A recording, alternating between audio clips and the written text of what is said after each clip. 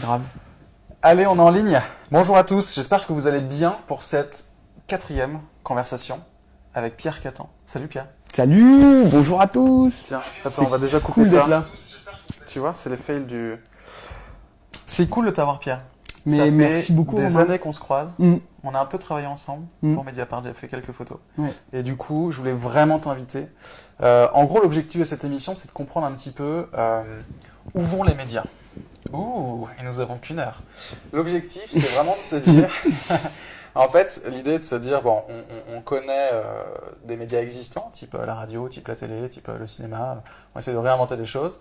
Et Internet, tout d'un coup, est venu catapulter tout ça. Et on est en train de développer de nouveaux formats, de nouvelles formes de narration, de nouvelles formes d'expression, d'émotion, de sensibilité, de création de contenu. Et ça impacte à peu près tout le monde, que ce soit les personnes qui créent les contenus, ceux qui les produisent, ceux qui les voient, c'est ceux qui les vivent presque maintenant. Et j'avais envie, voilà, de discuter, de parler de tout ça, de voir un peu... déjà de faire un petit bilan de où on en est aujourd'hui, et du coup on va un peu découvrir les différentes productions que tu as réalisées. Et puis dans un second temps, peut-être de se dire, ok, en fait, c'est quoi la réalité augmentée, c'est quoi, tu vois, on va essayer c'est quoi le transmédia, on va essayer de défricher un peu tout ça pour que quand des personnes tombent sur ces termes-là, ils puissent comprendre un petit peu de quoi on parle, et surtout en quoi est-ce que c'est des tendances de fond pour les années à venir. La première question, elle est un peu idiote et j'en excuse, mais est-ce que tu peux juste te présenter en quelques mots? Avec grand plaisir. D'où tu viens? Alors, peut-être, attends, tu sais, dans ce que je vais faire, vas-y. pourquoi est-ce que tu te lèves le matin? C'est quoi qui te fascine dans la vie? Ok. Alors, ça, moi, je préfère répondre à ta deuxième question qu'à la première. En fait, on pourrait dire que je me lève le matin parce que je ne crois qu'à une seule chose, et c'est au temps présent. Et je crois à la densité de la vie comme quelque chose de merveilleux à vivre. Et du coup, j'ai une faculté assez, je pense, déconcertante même pour moi, à complètement être dans le présent, aller de l'avant et considérer que ce qui est fait est fait. Okay. Voilà. Pour en revenir peut-être à ta première question, pour me présenter un petit peu, et je dis bonjour à tout le monde, c'est cool. Et je rebondis juste sur toi, quand tu parles du temps, parce que finalement, on va en parler un peu après, mais la notion du temps, elle est tellement importante aujourd'hui. Là, on fait un Facebook live, donc c'est-à-dire que là, en ce moment, on est vraiment dans mon salon. Salut. À ce moment. Et cette notion de temporalité, elle est importante parce qu'on passe notre vie finalement avec des outils où on nous raconte des histoires. Là où avant, on avait des temps de respiration, ce genre de choses. Et bref, on en reparlera, mais en tout cas, la notion de temps, la narration, elle est majeure et du coup, c'est intéressant. Bien sûr. Non, moi je suis pas du tout... enfin, ce qui est intéressant, et je pense que je suis pas le seul, c'est que pendant des années, on a été des promoteurs des nouvelles technologies, des nouveaux médias, des nouveaux usages, des nouveaux devices. Et je pense que on est là très très clairement dans une pente assez dangereuse de surconsommation passive.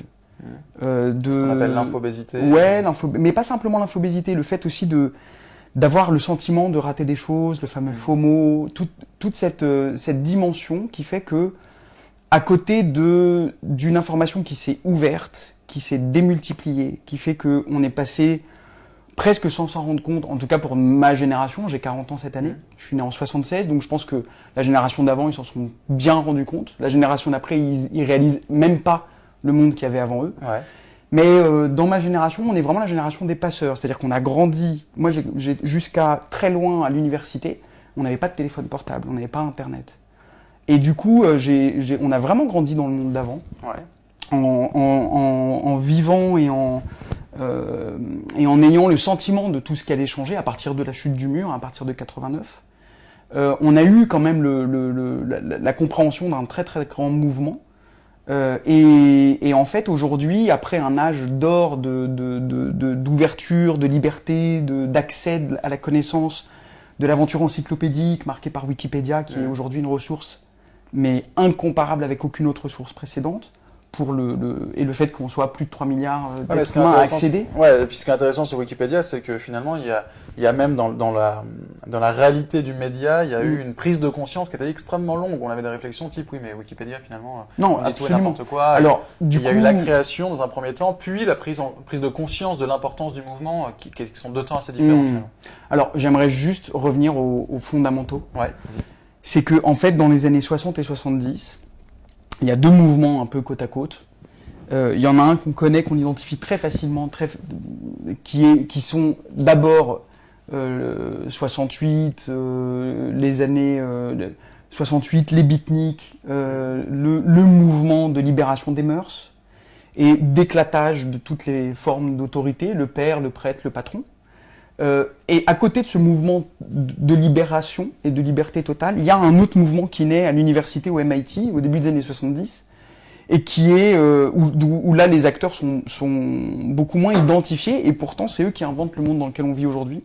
C'est Steve Jobs, Steve Wozniak, Richard Stallman, y compris un peu Bill Gates et tous les hackers qui déjà à l'époque en fait se projettent dans une société où l'informatique et la mathématique peut à nouveau gérer nos vies. Je dis à nouveau parce que je pense que les philosophes grecs étaient aussi des mathématiciens, des astronomes, que pendant très très très longtemps, beaucoup de civilisations ont été comme ça inspirées, pour pas dire dirigées, mais inspirées par des scientifiques, des mathématiciens d'un côté, ou des philosophes et des penseurs de l'autre. Et nous, on a vécu une très très longue période du livre, qui commence, à mon avis, avec je vous dis que des choses que je ressens.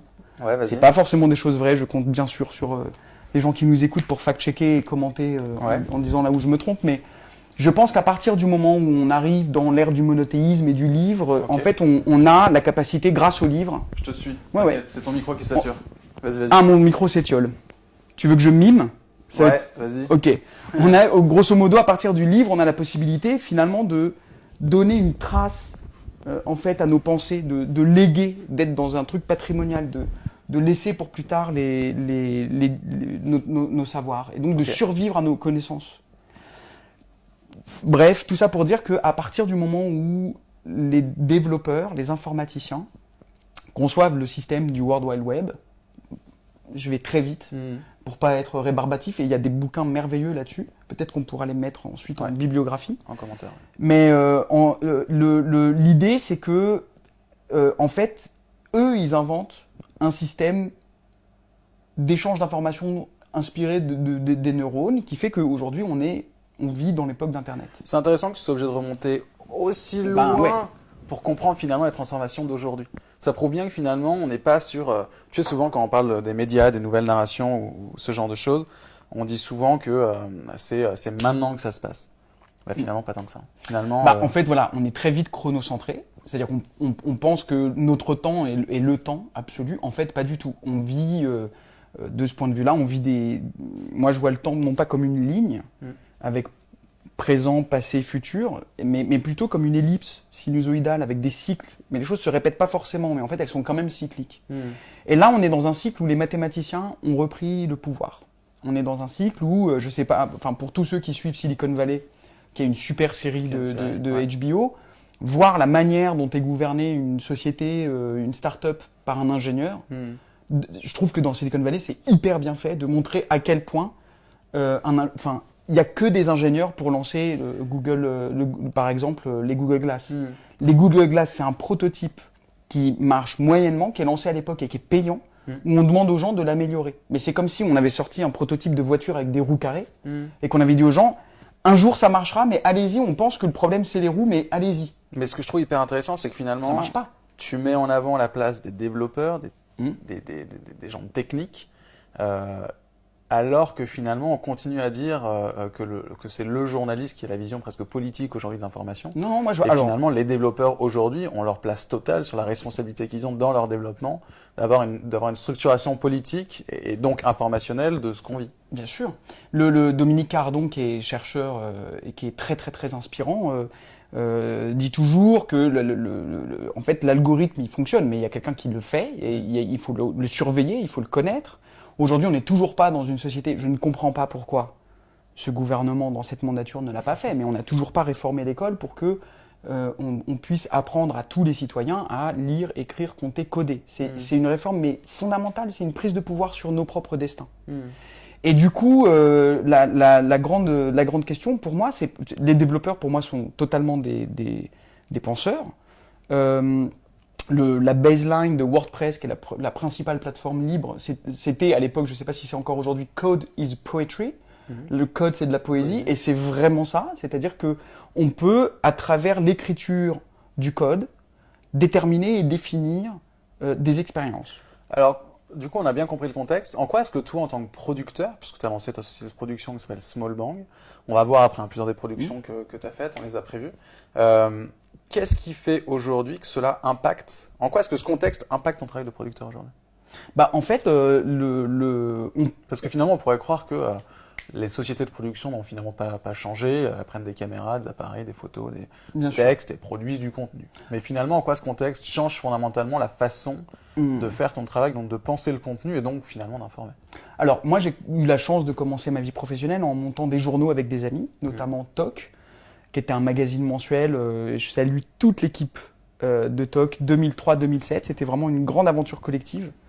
Et on faisait un journal mensuel en kiosque de 72 pages. Ensuite, j'ai été scénariste de bande dessinée avec François Hulislager sur une BD chez Hachette Littérature qui s'appelle Un autre monde est possible. Ensuite, j'ai travaillé sur des films documentaires, des films d'animation, des émissions de flux. Et tous ces contenus-là sont des contenus linéaires qui s'adressent à un public qui, bien sûr, réagit. Un lecteur... quelque chose à lire, si tu ne le lis pas, ça n'existe pas. Le lecteur est un co-auteur très actif de l'œuvre. J'aime bien l'idée que le lecteur soit co-auteur aussi. Mais complètement. Mais c'est quelque chose qui est vraiment hyper important. Enfin, je veux dire, un livre non lu n'est pas un livre. Un livre lu est une œuvre achevée, pour moi. Et du coup, dans ces disciplines, mais dedans, il y a aussi la photographie, la sculpture, la peinture, la poésie. On avait une forme d'alignement entre des artistes ou des auteurs qui s'expriment à travers un moyen d'expression, la photographie, la peinture, le journalisme, la sculpture, le cinéma, qui est diffusé à travers un moyen de diffusion et qu'un public peut recevoir. Ça, c'est les formes instituées de culture. Et Internet est venu bouleverser tout ça. Non pas parce qu'on peut tout mettre sur Internet. Alors c'est ça. En quoi est-ce qu'Internet, ça change ça? Ça change cette linéarité de la diffusion du contenu. Au-delà de la linéarité. Alors, ça la change parce que, premièrement, on intègre à l'histoire qu'on raconte, restons dans les narrations. Même un documentaire, c'est une narration. Donc, restons dans des narrations, fictionnelles ou non fictionnelles, absolument. Donc, restons dans une narration.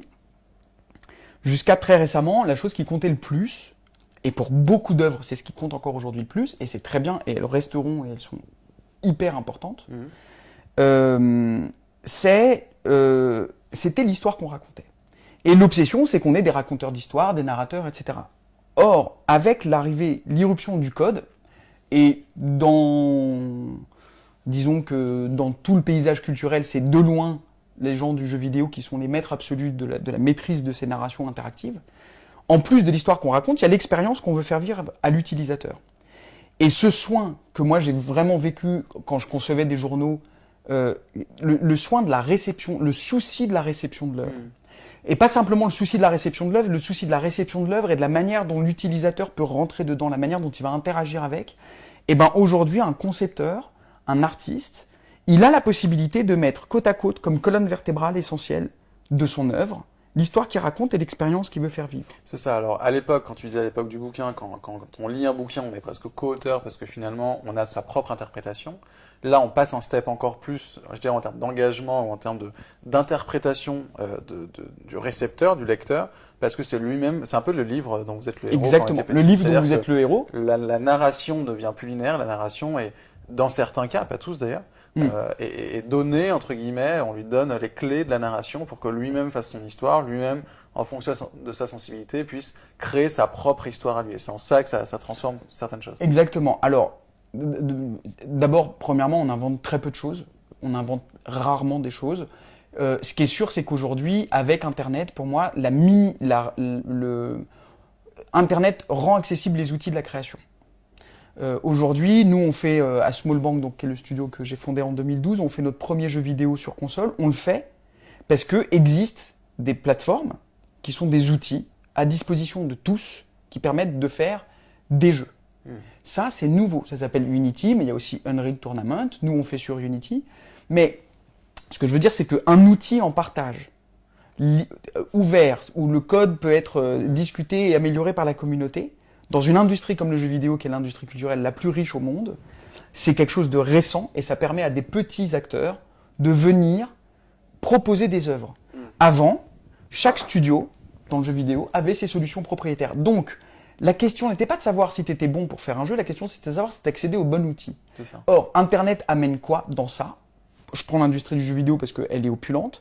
Internet amène le fait de mettre à disposition les outils. Dans la peinture, cette question se pose très rarement.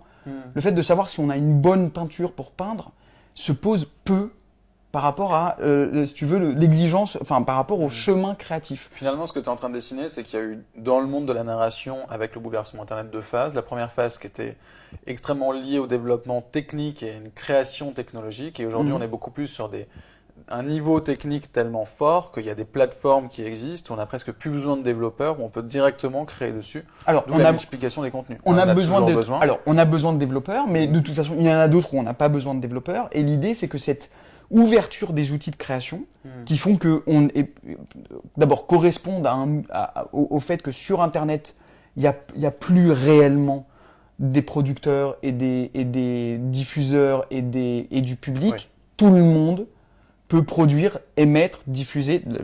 Ce qu'on est en train de faire là, c'était des moyens industriels où il y a 40 ans, il fallait être un capitaine d'industrie pour pouvoir se payer le luxe d'avoir une retransmission live. Romain, ça y est, tu as aujourd'hui le capital, un sociologue dirait, tu as le capital symbolique de la diffusion grâce... Ce qui est intéressant dans ce que tu dis, c'est qu'effectivement, j'adore cette phrase qui dit aujourd'hui un iPhone est beaucoup plus puissant que tous les moyens techniques reliés avec lesquels les mecs étaient partis sur la Lune. Et c'est ça. Regarde les premiers James Bond, avec un petit clin d'œil à Xavier Guillaumard, mais regarde les premiers James Bond, nous, on sort le matin dans la rue avec plus de gadgets que les 10 premiers James Bond. Et pourtant, qu'est-ce qu'on en fait? Comment on les utilise? Comment est-ce que tous ces outils nous permettent de créer davantage? Et comment, quand tu te retrouves confronté à un public de créateurs, pas simplement de co-auteurs, de gens qui vont interagir avec l'œuvre, mais de créateurs qui vont faire du fan art, qui vont aller dans les fanfictions, je ne sais pas s'il faut le définir, on peut le définir, mais grosso modo, c'est l'idée qu'il y a un public amoureux de l'œuvre qui va finalement décliner ce qu'est l'œuvre et d'en faire des nouvelles créations à partir de l'œuvre première. C'est totalement inspiré du label, disons, du Creative Commons, c'est totalement inspiré de ça. Et surtout, ça donne une idée que la culture est une chose qui est mise en partage. Et ça, pour moi, c'est un truc moteur chez nous. C'est-à-dire, je reviens, excusez-moi, je fais des énormes digressions, mais je reviens juste au MIT dans les années 70. Ouais. L'affrontement entre Bill Gates, déjà à l'époque, et Richard Stallman, qui ensuite, en 92, a appelé de ses voeux Wikipédia, a dit faites une encyclopédie libre ouverte à tous, parce qu'il faut qu'on crée de la valeur sur cette chose qui est libre pour nous, libre comme un discours libre et pas comme une bière libre. Donc, Richard Stallman et Bill Gates s'affrontent sur la question que micro-soft, il y a une lettre très fameuse de Bill Gates qu'il adresse, il faut checker, mais je crois à Richard Stallman, il dit micro-soft est un bout de code qui m'appartient, vous devez me payer des royalties. Et les mecs répondent, Wozniak ou Stallman disent, mais non, c'est pas du tout un code qui t'appartient, c'est un code qu'on a fait tous ensemble. Et là, on voit bien comment s'introduit, et c'est pas anodin, s'introduit l'idée que la culture doit circuler de façon libre en s'inspirant du modèle de l'université où, en réalité, à l'université, il n'y a pas de propriété intellectuelle. Chaque chercheur fait avancer les choses en étant juché sur les épaules de tous ses prédécesseurs. Voilà. Et donc, il n'y a pas d'obligation de rétribuer. C'est pas parce que Deleuze cite, Bourdieu qu'il doit de l'argent à Bourdieu. Mais ce que je trouve absolument génial, c'est on va attaquer le côté production en tant que tel, mais j'adore qu'on ait fait 20 minutes d'introduction pour expliquer tout le contexte qu'il y a derrière et en quoi est-ce que cette discussion de la production de contenu, de la narration et même de l'information aujourd'hui est aussi chargée, aussi complexe et qu'on est au tout début finalement de cette histoire. Ouais, voilà, c'est une révolution. Juste, je finis les gros préambules, mais non seulement on est au tout début de cette révolution digitale, on la décode, on la défriche, on la déchiffre et on la défriche. C'est passionnant évidemment, c'est un enjeu majeur pour les auteurs, les artistes, le public, les diffuseurs, etc. Tout le monde se repense, tout le monde se réfléchit, mais les industries culturelles depuis 20 ans se sont recroquevillées sur leur support. Du coup, d'où l'industrie du disque ne s'est pas appelée l'industrie de la musique, et pourquoi il a fallu défendre le disque plutôt que la musique. Oui, on défend le support et pas ce qu'il y a dedans. Ouais. Pourquoi on a défendu pourquoi l'industrie du disque s'est réduite à son support plutôt que de promouvoir la musique et plus. Il n'y a jamais eu de période de l'humanité où on avait accès à autant de catalogues musicaux. Le fait que l'industrie musicale, je prends juste cet exemple, mais le fait que l'industrie musicale ait concentré toute son énergie à poursuivre les pirates, on va dire, entre guillemets, plutôt que de comprendre comment adapter leur propre métier aux usages, fait qu'aujourd'hui, les acteurs de la musique en ligne, c'est pas les grosses industries culturelles, les majors, c'est Spotify, Deezer, etc. Et en route, on a perdu quoi? La répartition aux ayants droit de l'argent.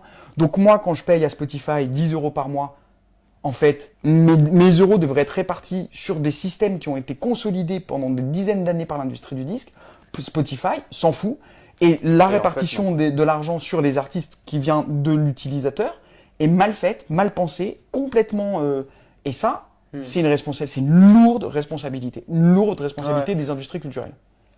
Oui, on rentrera pas dans le débat. Mais mais j'aime bien le dire. Je suis d'accord. Je pense qu'il faut le dire. Je pense qu'il y a aussi des choses qui ont été faites auprès d'institutions qui régulent les droits. Enfin, moi, à l'époque, je travaillais dans une radio indépendante qui s'appelait Prune quand on était à Nantes. Et tout d'un coup, on reçoit une lettre qui commence par ça et qui finit par SEM, qui nous dit définitivement, l'argent que vous nous versez tous les mois ne sera pas réparti sur l'artiste que vous diffusez, mais sera réparti en fonction des taux d'écoute nationaux. Parce que finalement, en fait, et donc tous les artistes qu'on diffusait pour les valoriser, finalement, ça c'était fini. Et donc, à un moment donné, en fait, tu as tout à fait raison, une question sur la rétribution des droits et de comment est-ce qu'aujourd'hui on fournit aux artistes la capacité d'innover, de créer et de s'exprimer. Et du coup de révéler des choses. Mais je suis d'accord avec toi, ça pose une vraie question. Internet a en plus amplifié ce truc-là en se disant aujourd'hui comment est-ce qu'on... Mais en termes d'usage, accéder à un catalogue gigantesque de musique pour 10 € par mois, c'est merveilleux. C'est absolument génial. Le fait que ce soit mal régulé, que les artistes soient lésés, etc., c'est un problème qui concerne les gens qui ramassent l'argent, pas les utilisateurs. Parce que c'est un progrès de société, il faut protéger ça. C'est marrant, on est en débat là-dessus. C'est un grand sujet. Je suis d'accord avec toi, surtout. Mais sur le côté, moi je pense que l'utilisateur a une responsabilité. Dans le sens où ça nous arrive parfois d'être sur YouTube, sur Google, Et moi je me refuse de cliquer sur des liens. Par principe, parce que j'ai pas envie d'apporter ma contribution à une connerie sur YouTube, parce qu'il y a tel ou tel animateur qui a fait une connerie et compagnie, ou même des articles sur des télé-réalités ou ce genre de choses, où tout d'un coup, quelques personnes le partagent, je me dis, tiens. Et en fait, je me refuse à cliquer dessus juste par responsabilité de se dire finalement, en tant qu'utilisateur, on est tellement une masse énorme bien sûr. Que c'est à nous d'influer aussi sur ce qu'on a envie d'avoir. Et donc, je veux pas du coup cliquer dessus pour apporter mon crédit et dire, regardez, on a fait 10 millions de vues sur un article tout pourri, donc on doit tous faire ça. Pareil pour la musique, pareil pour tout ça. Donc, l'utilisateur a une responsabilité aussi de co-auteur, comme tu disais. Complètement. Et alors, pour juste clore ça, donc YouTube a fêté ses 10 ans. 10 ans, mais tu vois, tu parlais du temps, il faut tout ramener à l'échelle, quoi. S'il y a 5 ans, j'avais dit, voilà, il y a un acteur majeur qui va émerger, qui va faire un YouTube payant de qualité. Mais tout le monde aurait dit, mais c'est impossible de faire un service payant de qualité à côté de YouTube. Ben, en fait, si. C'est pas des télés qui l'ont fait, c'est un vendeur de DVD qui s'appelle Netflix. Et aujourd'hui, ils ont, je crois, il faudra tout fact-checker, mais je crois qu'au dernier pointage, ils avaient quelque chose comme 75 millions d'utilisateurs dans le monde entier. Et ils permettent de vivifier des productions locales. En plus, ils dépensent 6 milliards par an en contenu. Juste pour une stat que j'aime beaucoup à dire quand on parle de YouTube, c'est que chaque minute sur YouTube, il y a 400 heures de vidéos qui sont uploadées. C'est-à-dire que toutes les minutes, il y a 400 heures de contenu qui sont apportés sur YouTube par le monde entier. Et je trouve ça absolument génial. Et on va ramener du coup à la création, c'est que finalement, il y a tellement de personnes qui créent des choses et c'est absolument fantastique. C'est un puissant fond et on peut découvrir des choses tous les jours. Voilà, ça arrive. Si quelqu'un a une possibilité pour que mon DSLR ne se coupe pas à chaque fois, c'est le firmware. Pas mal. C'est le firmware. Il faut que tu le mettes à jour. C'est vrai Très bien. Je crois. Ça a l'air de marcher. Salut. Voilà, ça a coupé sur le live. On a toujours 10 secondes de retard. Écoute, ce que je te propose, c'est qu'on regarde un peu ce que tu as fait. Alors, ce que tu as fait, toi et tes équipes, bien évidemment. Oui, voilà. Parce que tu l'as bien dit, J'ai rien fait tout seul. De ma vie, j'ai rien fait tout seul. Et on va commencer par... Tu veux commencer par quoi, d'ailleurs? Est-ce qu'il y a un projet sur lequel, toi, tu as vraiment... c'est pas que tu en es le plus fier, parce que c'est toujours compliqué de dire lequel tu es le plus fier, mais quelque chose qui t'a semblé être un prémisse de voilà comment est-ce qu'on va pouvoir... alors, j'aime pas ce terme de disrupter pour la création, mais on va pouvoir transformer, innover, changer la narration. Il y en a 4 sous nos yeux. Est-ce qu'il y en a un sur lequel tu veux commencer? Alors, je les aime tous énormément. J'aimerais bien qu'on commence par, je pense, Cinema City, qui est un projet qu'on a fait en 2013. Donc, c'était vraiment le premier projet interactif de Small Bang qu'on a fait avec Michel Reillac et Arte, et avec le soutien du CNC. Alors, Michel Reillac, il est aujourd'hui auteur et producteur indépendant interactif, très en pointe sur la réalité virtuelle, mais à l'époque, il était encore le directeur du cinéma d'Arte. Et on l'a fait avec donc aussi le pôle web d'Arte, le CNC, des plateformes de VOD et la mairie de Paris. Et ce que je crois, ce qui est intéressant dans... Tu veux qu'on regarde? Allez, on regarde parce que le teaser, il est parfait. On est direct.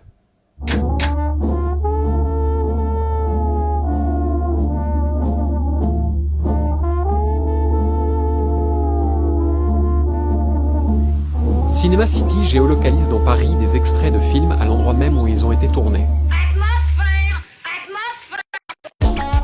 Des balades sont proposées aux utilisateurs pour découvrir la ville à travers le cinéma. Cinema City est aussi un laboratoire de création qui produit des fictions balades originales en 5 épisodes à l'échelle d'un quartier.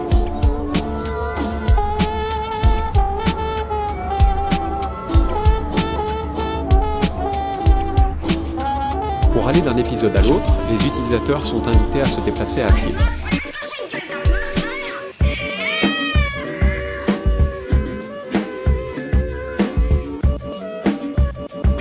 Merci Quasimodo.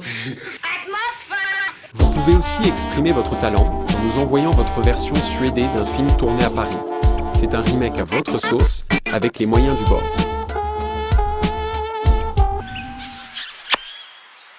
Destiné aux amoureux de la ville et du cinéma, Cinema City est une expérience gratuite, accessible en français, en anglais et en allemand. Cinema City est coproduit par Arte et le studio Small Bang, en partenariat avec la mairie de Paris et le Forum des images, avec le soutien du CNC et de nos premières plateformes VOD.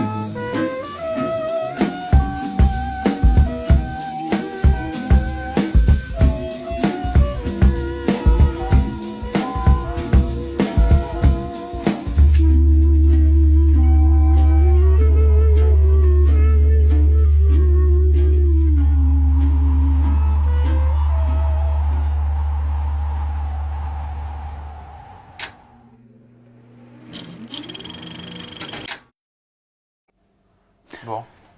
Ok, donc je pense qu'on l'aura compris. En fait, Cinema City, c'est une application qui permet de se promener dans Paris. On a géolocalisé 400 extraits exactement de films, là où ils ont été tournés. Entre 1926 et les derniers films, genre on a Rush Hour 3, par exemple, ou Jason Bourne, etc. Et en fait, ce qui est intéressant, c'est que c'est vraiment là où on a envie que se projette le digital. C'est-à-dire à quoi ça sert d'avoir tous ces outils et d'avoir la possibilité de superposer les choses les unes aux autres, si c'est pas pour justement se projeter dans l'espace public, essayer de mettre et de superposer. Donc avec Cinema City, on voulait vraiment superposer un patrimoine immatériel sur un patrimoine matériel. On voulait faire en sorte que on puisse découvrir, poser un nouveau regard sur le monde. Ce que je trouve intéressant, c'est que finalement, tu fais une nouvelle narration d'une narration. Oui, exactement. Et en fait, finalement, on parlait tout à l'heure du livre dont vous êtes le héros. Il y a vraiment ce côté, comment est-ce qu'on se réapproprie la ville. Bon, maintenant, il y a eu Pokémon Go qui était un peu dépassé, mais... Ouais, non, mais Pokémon Go, ça fait des années. En fait, c'est toujours comme ça l'innovation. C'est-à-dire que t'attends des années qu'il y a un Pokémon Go sur lequel tout le monde s'enflamme et tout le monde y va. Ça, c'est la réalité augmentée. Et tu ferais un... Ce serait amusant de faire un Pokémon Go version œuvre d'art ou... Mais complètement. C'est ça. En fait. Moi, je pense que beaucoup de musées vont s'y mettre, beaucoup de villes vont s'y mettre. C'est une chasse au trésor. Pokémon Go, c'est une chasse au trésor avec des Pokémon. Donc, en fait, et là, je vois juste, c'est la folie. Tout le monde veut faire du Pokémon Go. Tant mieux, parce que nous, ça fait des années qu'on porte la réalité augmentée et que c'est pas prêt, les Google Glass sont foirés, etc. Parle de la réalité augmentée. Alors, la réalité augmentée, donc réalité virtuelle, d'accord. Je suis dans mon casque, je vois pas ce qu'il y a autour, je suis dans un casque occultant, mais quand je tourne la tête, je suis dans une scène, d'accord. Et quand je tourne la tête, c'est comme si je suis immergé, c'est-à-dire que je tourne la tête, le décor bouge pas avec moi, c'est moi qui bouge dans le décor. D'accord. La réalité augmentée. C'est comme si tu avais une photo et que finalement tu regardes la photo. Exactement. Okay. Exactement. La réalité augmentée. Donc ça, c'était la réalité virtuelle. Ça, c'est la réalité virtuelle. Je suis à l'intérieur d'un monde virtuel. Et la réalité augmentée. La réalité augmentée, c'est que je perçois le monde qui m'environne et j'ai juste une surcouche qui, en fait, s'ajoute à ce que je vois. D'accord. Donc, par exemple, quand on prend son téléphone et qu'il y avait une application RATP avant qui faisait ça, on prend son téléphone. Et on voit la prochaine station. Exactement. Donc, on prend l'appareil photo du téléphone, vous montre finalement ce que vous voyez au réel. Donc, dans votre téléphone, c'est comme si vous preniez une photo. Avec la caméra. Avec la caméra. Mais par contre, du coup, vous voyez des petits points pour vous dire le métro, telle station est à tel endroit, où ça pourrait être, tiens, tel film est à tel endroit. Cinema City, on aurait adoré pouvoir utiliser de la réalité augmentée. Et d'ailleurs, je pense qu'on refera Cinema City avec les technologies de réalité augmentée. D'accord. Mais ce qui était intéressant, par exemple, sur Cinema City, juste pour le dire, c'est que tout à coup, on a réussi. Le dispositif en lui-même a provoqué une forme de sérendipité de l'espace public. Ce qui veut dire ça veut dire que, au hasard de là où ont été tournés les films, on pouvait superposer des films les uns aux autres, alors qu'ils n'ont rien à voir les uns avec les autres et qu'aucun algorithme, d'aucun moteur de recherche n'aurait eu l'audace de les mettre côte à côte. Par exemple, en haut du jardin de Belleville, sur le Belvédère, on a La Jetée de Chris Marker, Ballon Rouge, Entre les Murs, Jason Bourne et Casque d'Or. Trouve-moi n'importe quel moteur de recherche dans le monde qui te met ces films côte à côte. Et imagine, quand on se projette dans une promenade en famille, un dimanche, avec Cinema City, et qu'on a 3 générations dans une même famille, les gens peuvent se parler des films il y a même Ratatouille. Donc voilà, et l'idée c'est de dire, ok, la sérendipité c'est une des choses qu'on a vraiment perdu avec les algorithmes, on va dire, cette capacité intrusifs. À découvrir des choses au hasard. Exactement, le fait de pouvoir passer de la différence entre vache limousine et vache normande sur une page Wikipédia à la topologie de tous les temples orthodoxes disponibles en ex-URSS. Ça, c'est un seul clic sur Internet. C'est ça qu'on appelle la sérendipité, c'est-à-dire que c'est la navigation au hasard qui nous mène dans une forme très poétique d'un hyperlien à un autre hyperlien. Avec Cinema City, on a rapproché des films, des époques. On a fait du brassage de patrimoine qui manque beaucoup. Aujourd'hui, c'est très par silo, quoi. Pour les enfants, pour les seniors, pour les couples, pour les machins. Et en fait, on a cassé ça, parce que l'espace public casse ça. Comment tu as fait pour finalement te dire, on va créer... Enfin, c'était quoi tes objectifs? Qu'est-ce que tu attendais? C'était de découvrir de nouveaux films? C'était finalement de se réapproprier la ville, qui est presque un enjeu politique au-delà du contenu? C'était peut-être un mélange de tout ça. C'était de mettre dans une expérience culturelle beaucoup de jeux. Et c'est de transformer la ville en espace de jeu. D'accord. Et c'est quelque chose qu'on a en partage. Et en fait, l'espace public, le bien commun, c'est quelque chose qu'on peut totalement réenchanter grâce au digital. On a cru que le lien social, voilà, entre grands guillemets, on a beaucoup pensé que le lien social c'était délité avec les nouvelles technologies, que les gens sont tous devant leurs écrans, etc. Comment est-ce qu'on fait justement au contraire pour déployer des dispositifs ou des propositions qui, au contraire, tissent des liens, renouent des liens entre des gens dans la société. Et on n'a toujours pas, on a bien sûr maintenant plein de services comme Uber, comme Airbnb, mais ça c'est les plus connus, mais il y en a des milliers d'autres qui permettent des mises en commun, Drivey, enfin Blablacar, les gens les connaissent maintenant dans la société collaborative. Et Airbnb et Uber sont certainement ceux qui posent le moins bien des modèles sociaux. Mais en tout cas, on voit bien que ces services-là, ils ont plus grand-chose à voir avec Internet et ils ont tout à voir avec une optimisation de la mise en relation des gens. Et donc, ça fait société. Mais on n'a pas encore une appli qui permet aux gens d'un immeuble, puis d'un bloc d'immeubles, puis d'un quartier, puis d'un arrondissement pour les grandes villes, ou d'un canton, d'une ville, d'un département, on n'a pas encore des agrégateurs comme ça. Alors qu'on a déjà les outils qui permettraient aux gens de se rapprocher. On a la fête des voisins une fois par an. Et Alors justement, là, on a une question de François Perroux qui nous dit... Salut François. Salut François.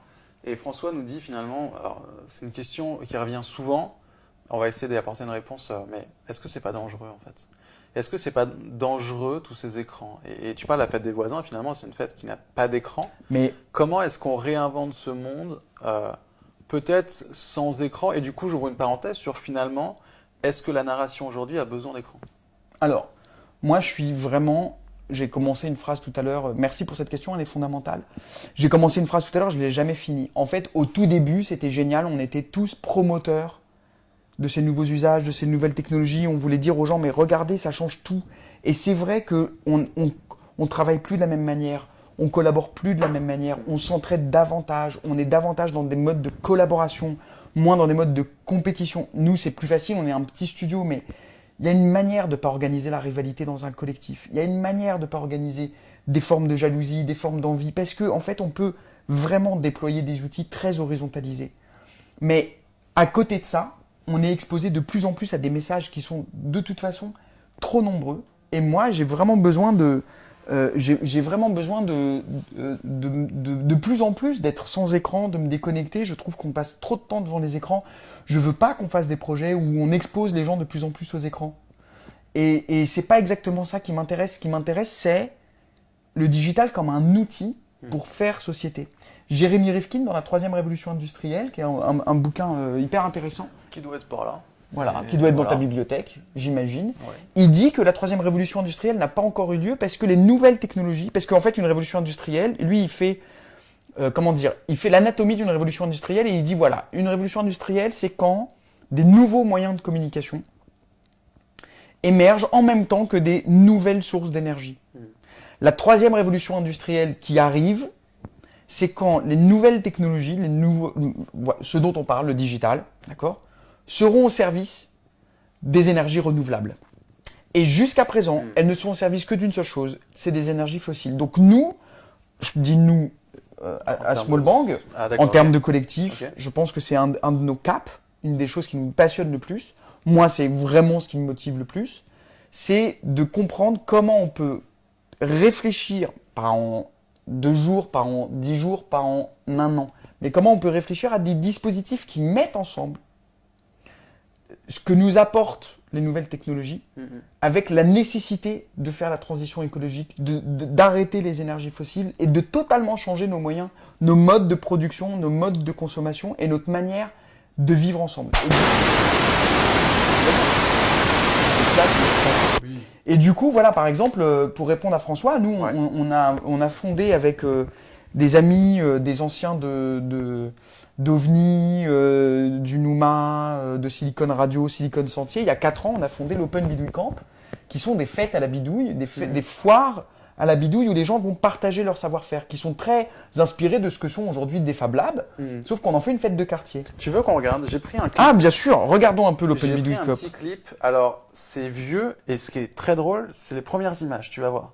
Ok. Mais ça date du tout premier Open Bidouille Camp. C'est un projet qui a 4 ans, je crois, maintenant. Absolument. On a fêté nos 4 ans en faisant le dernier Open Bidouille Camp sur la petite ceinture dans le 14e. Voilà. Alors, on va regarder cette vidéo qui date un peu parce qu'elle a 4 ans. Mais finalement, j'ai voulu vous la montrer parce que dans l'ADN, bon, on y est toujours finalement. Ouais.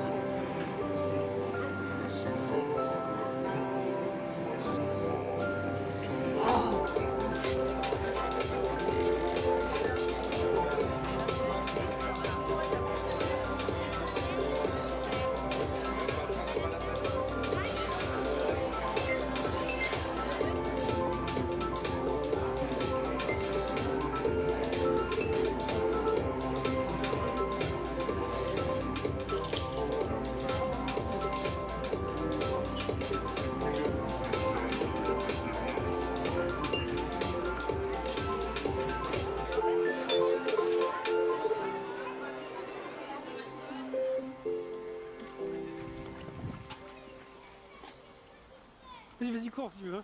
Amour.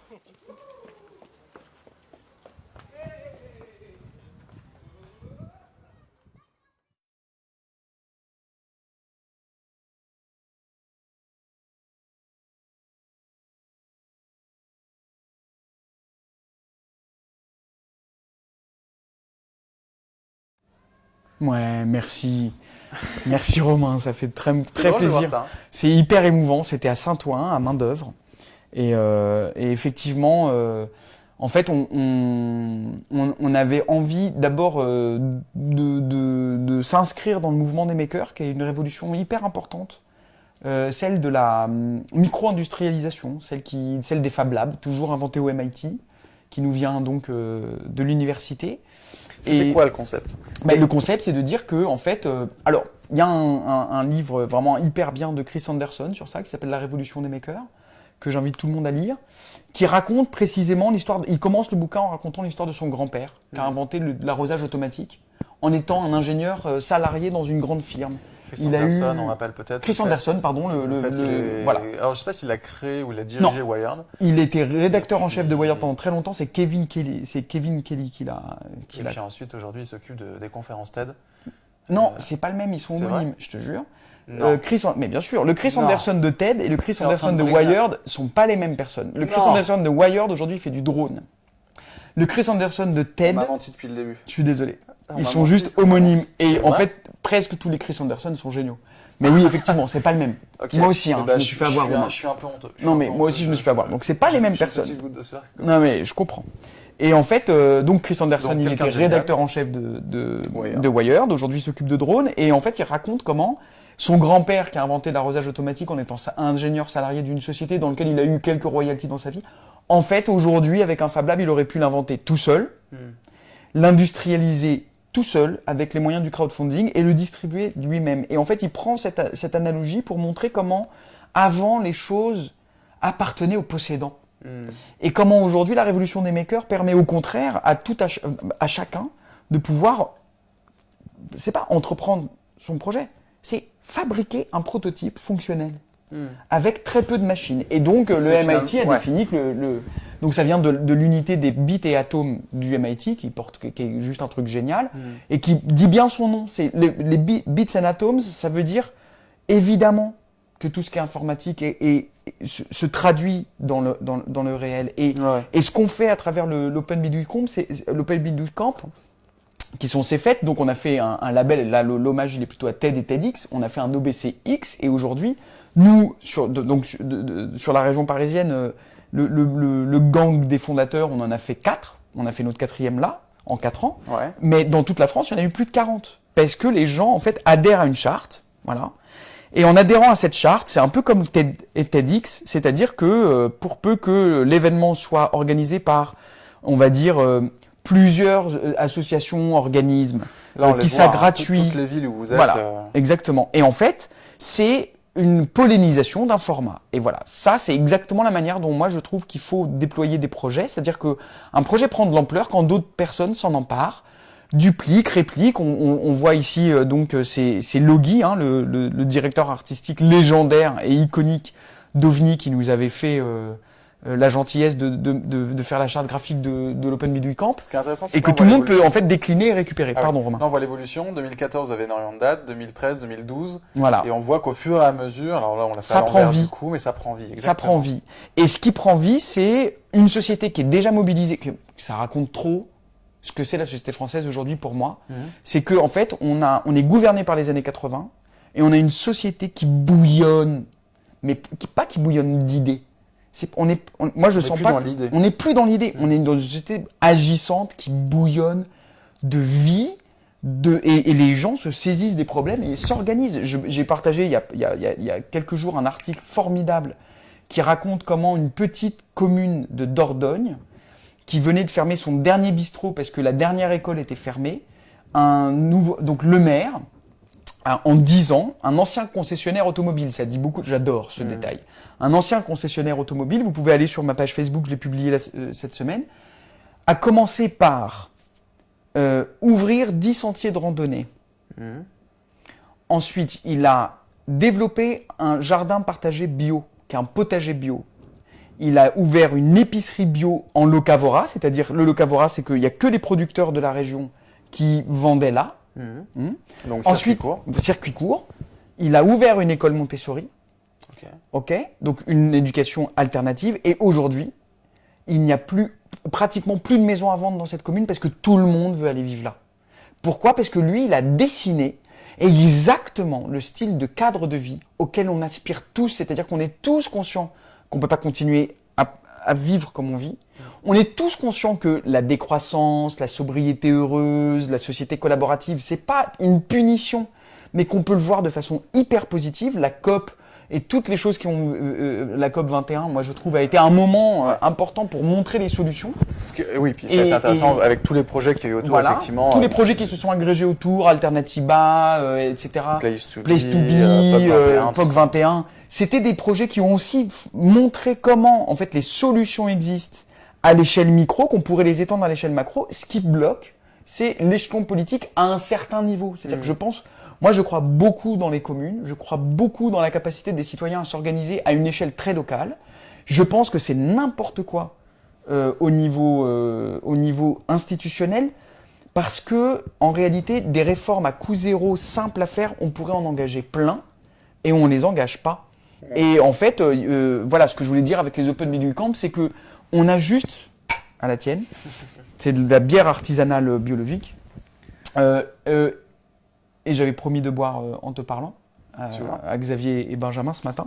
Voilà. Ouais. Et du coup, comment est-ce qu'en fait, ce que tu es en train de dire. En fait, voilà, l'OBC, c'est juste un format qui arrive dans un moment où la société est prête à organiser partout des fêtes à la bidouille. Ouais. C'est une proposition. Mais c'est un format. Saisissez-vous de ça, parce que on sait que les gens partout veulent organiser des choses comme ça. Il y a des Fab Labs partout. Ouais. Il y a des Fab Labs partout. Il y a des gens qui partout n'ont pas, par exemple, le marché du travail aujourd'hui, c'est n'importe quoi. Les savoir-faire, les compétences des gens, elles sont incroyablement riches. Or, on continue dans une société où, en fait, le salaire est le salaire est connecté complètement à toute la reconnaissance sociale.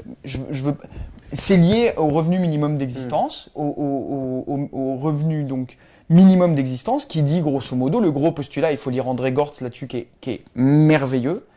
Il dit, on est dans une société de plus en plus riche, dont les richesses sont de plus en plus produites indépendamment du travail, des salariés, de la force vive du travail. Olivier Besancenot, l'autre jour, sur le live de Mediapart que je réalise, disait, on est devenu on est devenu un coût, on est devenu des charges, on n'est plus jamais des choses positives en tant que salarié. Et il a raison de dire ça, les mots ont changé. C'est la notion de valeur, en fait. Voilà, exactement. Et alors qu'on est dans une société où les gens sont ultra riches de tout ce qu'ils savent. On a comme jamais des diplômés, des gens qui ont fait des études supérieures, mais on a aussi comme jamais des gens qui ont des savoir-faire qui sont de plus en plus rares, de moins en moins utiles. Il n'y a qu'à voir l'agriculture, c'est n'importe quoi. Juste 60% de nos terres arables servent à faire de la culture céréalière pour nourrir du bétail.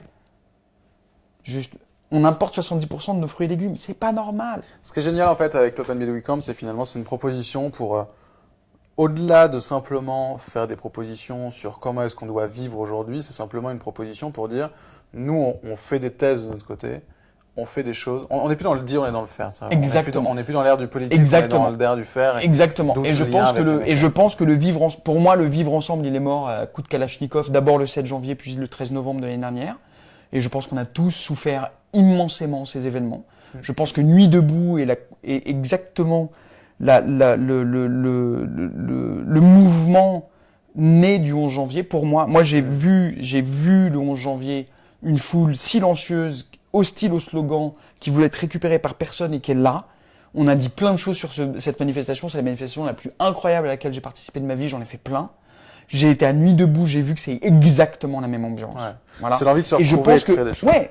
Mais je pense que le vivre ensemble, d'une certaine manière, moi je fais mon deuil du vivre ensemble à partir du 7 janvier, du 13 novembre et de plein d'autres choses mais de plein d'autres choses et que on va rebâtir la société à partir du faire ensemble. Et moi je crois plus que dans une seule chose, c'est le faire ensemble. Tant qu'on fera pas les choses les uns avec les autres, c'est même pas la peine. Ce qui est intéressant, c'est que tu dis le faire ensemble, mais pas n'importe comment. Et je voudrais qu'on parle de ton projet. Phalena, je sais jamais le dire. Phalena. Phalena. Mm. Parce que c'est le faire ensemble, mais le faire avec poésie finalement. Et je voudrais juste qu'on regarde du coup ce projet, on va faire comme tout à l'heure. On regarde la bande-annonce, et puis on se retrouve après. J'ai envie que tu nous parles de ça pour comprendre comment est-ce qu'on on construit ce faire ensemble, et comment est-ce qu'on récupère, récupère est un très mauvais terme, comment est-ce qu'on crée ensemble justement de la poésie.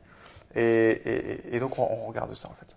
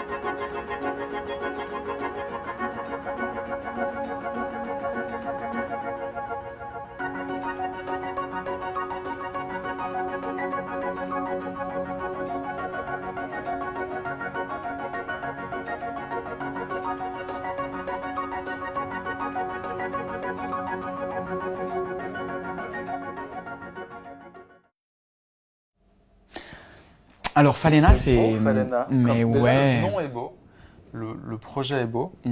Alors on l'a Phalena, compris. c'est une œuvre de Marietta Rennes. Qui on s'était rencontrés, on avait travaillé ensemble, elle avait collaboré au Terre Imaginée, qui est un film que j'avais coproduit avec Canal+ en 2010, c'est un film d'animation documentaire réalisé par Paul Guidal et Wilson dos Santos. Et Marietta était dans l'équipe, et Marietta est juste une artiste mais incroyable, qui avait une envie de raconter une histoire qui était tellement longue qu'elle savait que ça rentrerait pas sur du papier. Et je trouve que c'est intéressant de remettre les choses à leur place, c'est-à-dire que l'abondance d'espace qu'offre le digital permet pour beaucoup d'auteurs de trouver finalement la juste dimension, la juste échelle au récit qu'ils veulent faire. Et donc Marietta un jour m'envoie 80 mètres de cette bande défilée, qui à l'époque était juste comme ça, on pouvait scroller, son frère lui avait développé une solution pour avoir en fait une prévisualisation sur... On passe pas de case en case, Non. on évolue dans un univers. Voilà, exactement. Et en fait le principe de Phalena, qui est donc une bande défilée, c'est d'être complètement conçu, pensé et réalisé pour les écrans tactiles. Et en fait, l'interaction, c'est simplement le fait de pouvoir balayer l'écran et de progresser dans l'histoire, dans un seul sens, qui est le sens de la lecture. Et ça, je crois que c'est très important. Je pense que c'est une décision majeure dans la production de Phalena. Et puis, on a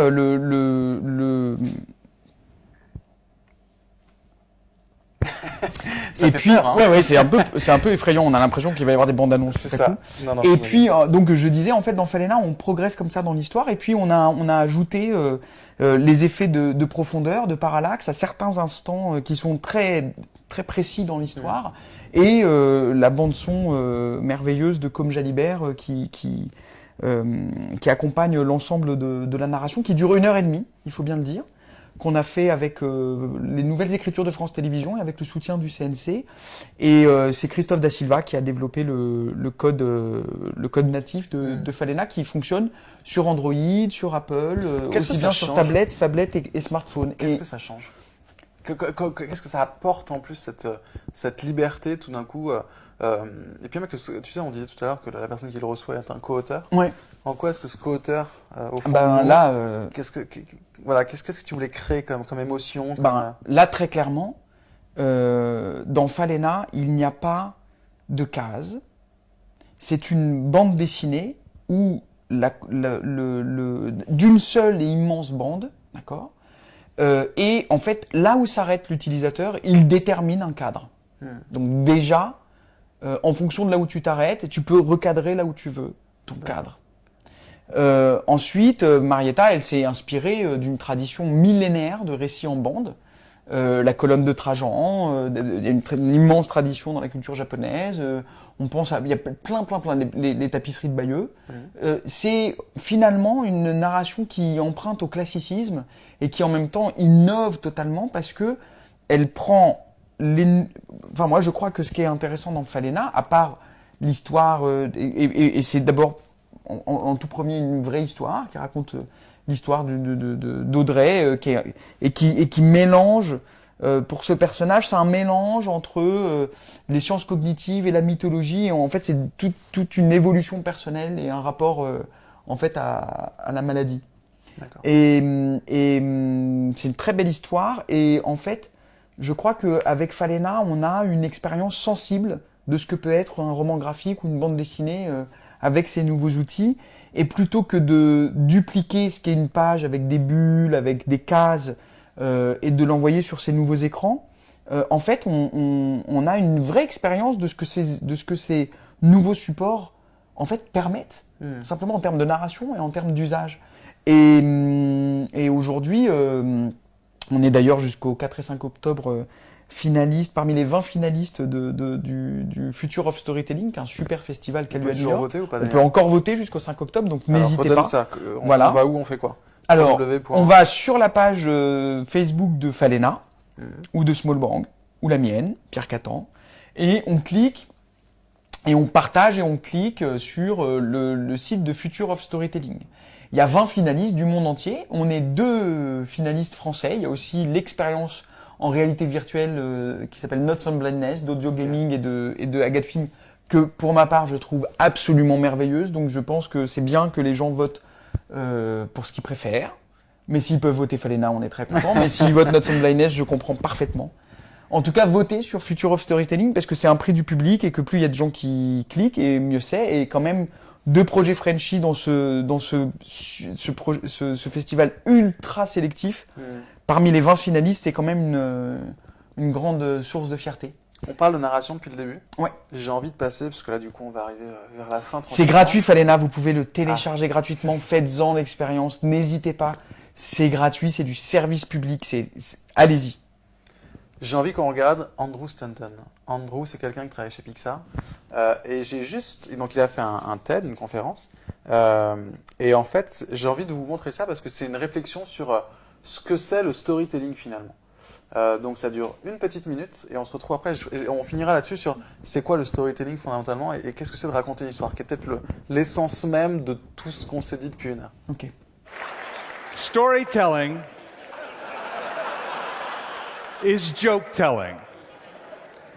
It's knowing your punchline, your ending, knowing that everything you're saying from the first sentence to the last is leading to a singular goal, and ideally confirming some truth that deepens our understandings of who we are as human beings. We all love stories. We're born for them. Stories affirm who we are. We all want affirmations that our lives have meaning.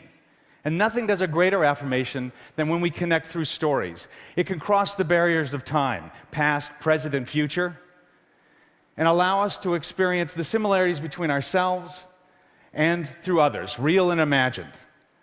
The children's television host, Mr. Rogers, always carried in his wallet a quote from a social worker that said, "Frankly, there isn't anyone you couldn't learn to love once you've heard their story." And the way I like to interpret that is probably the most greatest story commandment, which is make me care. Please, emotionally, intellectually, aesthetically, just make me care. Intéressez-vous à moi. C'était un petit peu ça aussi l'enjeu de ce qu'on se dit depuis tout à l'heure. C'est raconter des histoires pour mettre en exergue des choses qui se passent dans notre société. C'est pour ça que le pont entre, finalement, on a très peu parlé de production, on a beaucoup parlé d'impact sur la société et comment on vit aujourd'hui. Parce que finalement, le cœur même de ton travail, bah, finalement, c'est ça. C'est se débrouiller pour mettre en lumière des choses qui te touchent, mettre en lumière des vibrations que tu ressens dans la société, dans ce qui va pas. Et c'est une amplification, finalement, de presque un combat politique, personnel ou collaboratif avec Smallbang. Est-ce que, alors, vu ce qu'on s'est dit pendant 1 heure, je pense que tu vas pas dire non, mais c'est ça finalement.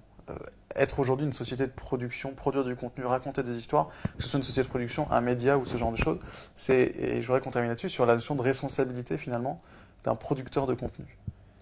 Est-ce que tu ressens ce truc alors qu'aujourd'hui on est tous producteurs de contenu, moi avec le live, toi avec tes productions, n'importe qui se met sur Snapchat.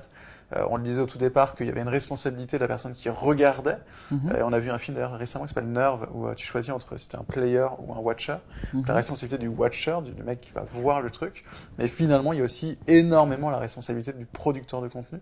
Et comme on l'a dit, la notion de watcher et de producteur est tellement floue. Poreuse, on est à la fois, on regarde, à la fois on produit, à la fois on partage.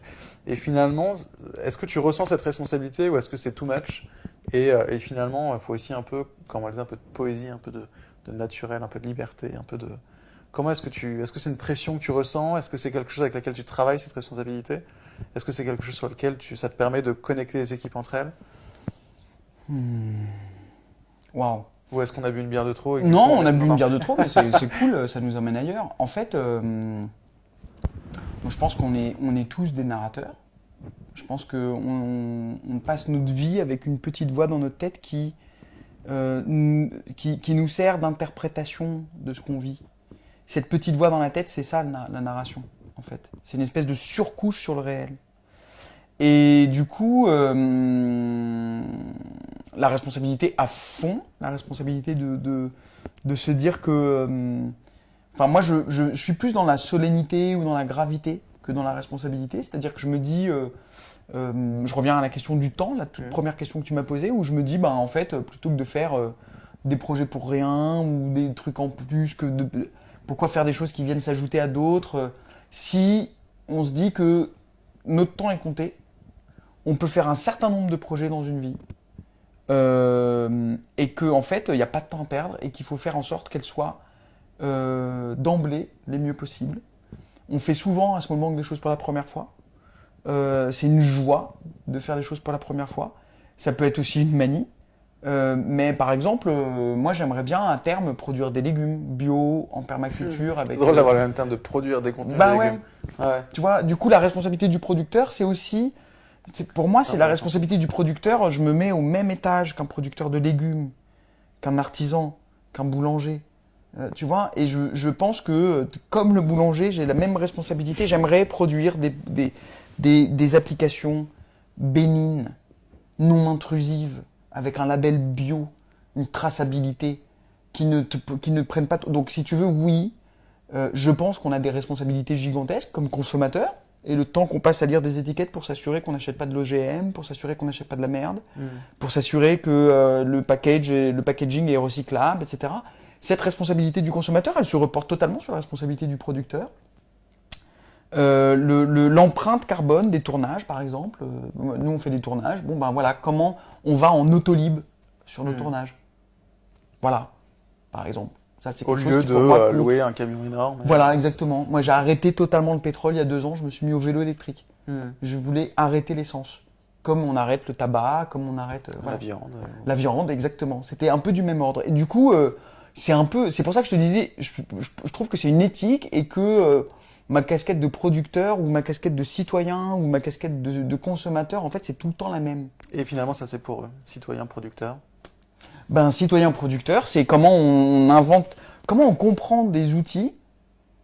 Moi, je trouve que, par exemple, c'est pas satisfaisant Airbnb ou Uber. Les modèles sociaux derrière sont pas satisfaisants. Évidemment que ça remet en question la notion même de société collaborative.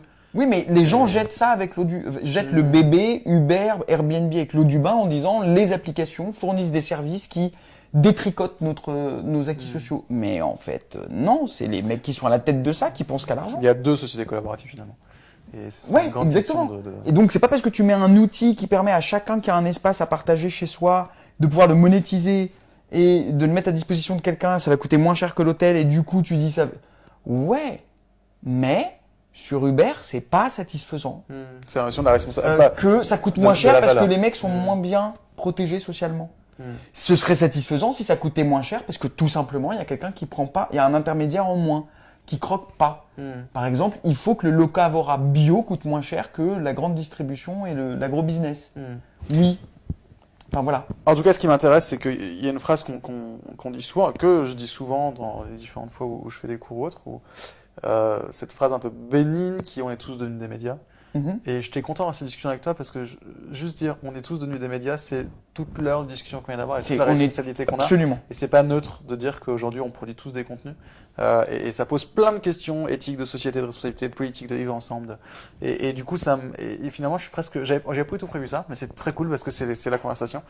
Mais je trouve ça extrêmement bien d'avoir détouré tout ce qui est autour de la production. Et du coup, la prochaine fois, on se reverra pour parler prod, pur, bidouille. Ah ouais, grave. Avec plaisir. Bon, c'est hyper cool. Merci pour tout, Pierre. Encore une fois, on a fait une bonne heure de discussion. J'espère que vous avez tous découvert des choses où ça vous a plu. J'essaye de regarder un peu rapidement si vous avez des questions. Pourquoi personne ne cuisine derrière une petite salade quinoa? Mais Il ouais. faut inviter des biohackers.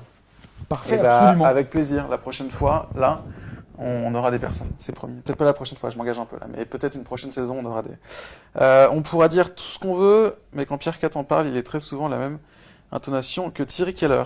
Après, niveau Mais capillaire, évidemment, mais vous qui êtes c'est pas qui dans dit le même ça trip. Mais Thierry et moi, on parle pareil parce qu'on a la même formation politique, on a été formés par C'est les Joe mêmes. de Street Press. Ah mais Joe, évidemment. Salut Joe. Évidemment qu'on parle pareil avec Thierry, tu veux qu'on parle comment? On a été biberonnés à la même, pareil. Et puis plein d'autres choses. Alors effectivement, il y a François avec la Gros question bisous de TK. François avec la question de la dangerosité. Bon, il y a plein de réactions. Il y a eu effectivement le livre non lu, tu l'as dit tout à l'heure, n'est pas un livre. Non mais Gaspard Carrément Delanoë, un mais coup à bouddhiste. lisez, regardez et suivez Gaspard Delanoë. C'est vraiment un immense poète politique. Et je voulais juste dire un truc que j'ai découvert il y a Dis-moi. pas longtemps, mais vraiment avec énormément de joie. Un mec qui s'appelle Fary, F-A-R-Y. Qui est passé dans On n'est pas couché la dernière fois. Et... Ah ouais, ok, Ouais. moi c'est pas là que je l'ai découvert, Ok, mais alors bah, vraiment j'ai tellement aimé, je me suis dit tellement, mais voilà, enfin voilà. Il a Ceux fait un qui l'ont sketch pas qui vu, était très bon pour dire sur la polémique du Burkini, finalement, les gens qui sont contre je l'ai pas nous entendu obligent. là-dessus. Alors en fait, c'est drôle, et j'aime bien son point de vue, c'est de dire ceux qui sont contre les Burkini, finalement, obligent ceux qui n'ont pas forcément d'avis ou qui sont plus dans le mode laissons vivre les gens à être pour le Burkini, et du coup, ils se moquent du Burkini en disant cette espèce de bout de tissu, finalement, on se met à défendre ce truc-là parce que les autres nous obligent à le faire et c'est chiant, quoi. Hmm. Et c'était très drôle son point de vue de retourner le truc et de se dire finalement, on a créé une espèce de coupure à la société avec les pour, les contre, alors qu'au milieu, il y en a plein qui se disent mais on n'a pas envie d'être pour, on n'a pas envie d'être contre, laissez-nous tranquille, c'est pas un vrai débat, quoi. Et son point de vue était très drôle, effectivement. Allez le voir, c'est assez corrosif et assez drôle. Super. Et ben voilà, merci Pierre, j'espère qu'on se reverra très vite. Oh là là là là. Gros bisous. À très vite tout le monde. Salut tout le Et monde. je vous dis à la semaine prochaine. Cette fois, c'est vrai, nous aurons Élise Nebou. Je suis désolé, la semaine dernière, j'avais annoncé Élise. J'aurais dû te mettre une petite perruque. Cette fois, c'est la bonne. Élise Nebou sera là la semaine prochaine. On parlera des mots, on parlera de poésie, on parlera de création, on reparlera un peu de texte, on sortira peut-être de l'écran, mais peut-être pas, on verra. Et puis en fait, ce que je vais faire aussi, si vous voulez rester, c'est que beaucoup m'ont demandé en fait de faire une vidéo en live, alors je vais le faire, pour vous montrer un peu le dispositif de comment ça marche, et j'en ferai un petit billet sur Medium pour vous montrer un peu comment on fait tout ça, pour montrer qu'en fait avec 3-4 bouts de ficelle, on peut s'en sortir pour faire un truc amusant. Donc, T'as une grosse corde en face quand même. oui, mais le reste, c'est des une bouts de belle ficelle. Mais, Ouais. mais on peut faire. Là, on a voulu s'amuser et je teste des choses différemment à chaque fois. Non, c'est super. Mais on peut se marrer et faire les choses simplement. Super des dispositif. producteurs Bravo de Romain. contenu. Merci à toi, Pierre. À la semaine prochaine. Merci à toi Romain. Ciao.